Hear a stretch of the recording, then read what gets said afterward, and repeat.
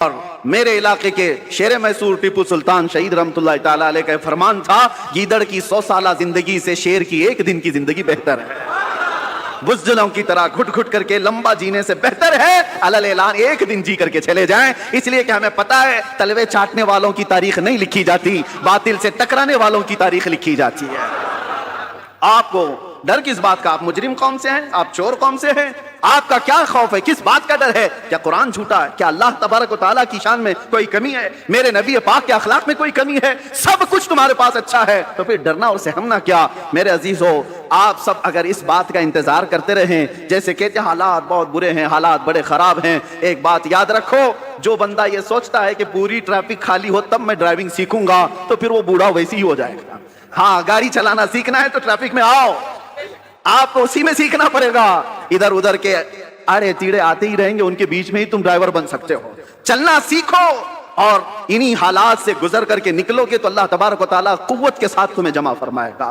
وہ قوم کبھی کامیاب نہیں ہوتی جو گھر میں بیٹھ کر کے مانگ رہی ہے کہ مدد آ جائے، مدد آ جائے۔ اگر ایسی ہی مدد آتی تو میرے نبی صلی اللہ علیہ وسلم 313 کو لے کر بدر تک نہیں جاتے، وہ مدینے میں بیٹھ کر دعا کرتے تو اللہ مشرکین کو ویسے ہی ہلاک کر دیتا۔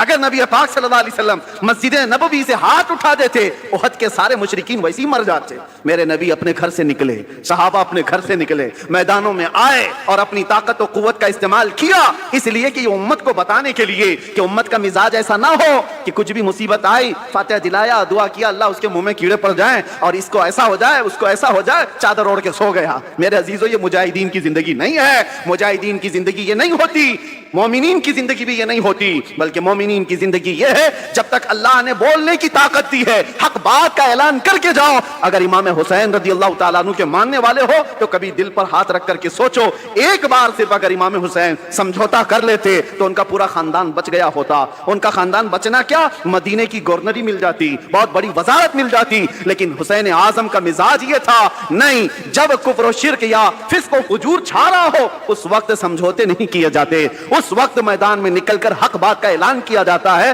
چاہے گردن بھی چلی جائے۔ حسین کا یہ مزاج ہے، ہم یہی اعلان کرنا چاہتے ہیں، اگر گردن چلی بھی جاتی ہے ہمیں اس کی پرواہ نہیں ہے، کیونکہ ہم پروانے ہیں اور شمع کے اطراف مٹنا ہی پروانے کا کام ہے۔ شمع کے ارد گرد مٹ جانا ہی پروانے کا کام ہے، اور ختم ہونے سے کسی کے اسلام ختم نہیں ہوتا، اسلام زندہ ہوتا ہے ہر کربلا کے بعد۔